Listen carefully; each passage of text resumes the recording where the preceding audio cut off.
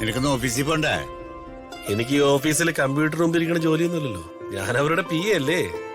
അവരുടെ പിറകെയും അവര് പറയുന്നിടത്തും ഇങ്ങനെ തേരാപാര നടക്കണം. അതാണ് എന്റെ ഉദ്യോഗം. നീ അവരെ സൂക്ഷിക്കണോട്ടറാ. ഇങ്ങനെ അപകടകാരിയായ ഒരു സ്ത്രീയെ എന്റെ ജീവിതത്തിൽ ഞാൻ കണ്ടിട്ടില്ല. ഞാൻ അവിടെ ജോലിക്ക് പോണെന്ന് പറഞ്ഞപ്പോഴേ അച്ഛൻ എനിക്ക് വാണിയെന്നാണല്ലോ. അതനുസരിച്ച് ഞാൻ നിക്കുള്ളൂ. അവളൊരു വെളുത്ത ചുവന്ന പിശാച, അതുകൊണ്ട് പറഞ്ഞതാ. എന്നുവെച്ചാ അവള് ചമ്മഞ്ഞൂരി നടക്കുന്ന ചെകുത്താനാണെന്ന് എനിക്ക് എന്നിട്ടറിയാം. എന്റെ അടുത്ത് വേല ഇറക്കിയ അവളെ ഞാൻ ഭൂതത്തെ കുപ്പിയിലാക്കുന്ന പോലെ കുപ്പിയിലാക്കി കടലിലെറിയും. അല്ല അതുമല്ല, പാഷാണത്തി കൃമിയായ നിന്റെ അടുത്ത് ഫുറിഡാനിലെ കൃമിയായ അവളുടെ വേലത്തരങ്ങളൊന്നും നടക്കില്ലെന്ന് എനിക്ക് നന്നായിട്ടറിയാം. അല്ല, ആശാനും മേച്ചരിയൊക്കെ നേരത്തെ വന്ന് സ്ഥലം പിടിച്ച അത് കൊള്ളാലോ. സ്ഥലം പിടിക്കുന്നത് ഞങ്ങളെ കാപ്പി പിടിക്കാൻ വന്നതാ. നോക്കണ്ട, ബ്രേക്ക്ഫാസ്റ്റാ.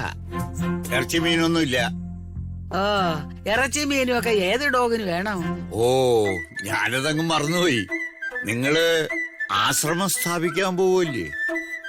ആശ്രമം ഞാനങ്ങ് അവസാനിപ്പിച്ച്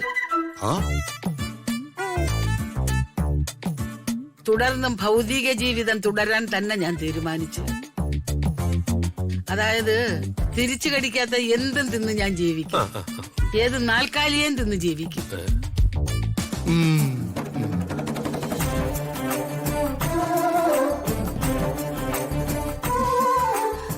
രാജു, ദേ എല്ലാരും ബ്രേക്ക്ഫാസ്റ്റ് കഴിക്കാൻ റെഡി ആയിട്ട് വന്നു. ഒന്ന് വേഗം വാ.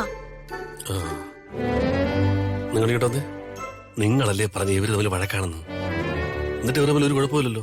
പോടാ, ഇതാണ് ഒന്നാം തരം നാടകം, ഉമ്മാക്കി നാടകം. രാജു വേഗം വാ. രാജു വരുന്നു മേഡം. രാജു ഇരിക്ക്. ഇരിക്ക് രാജു.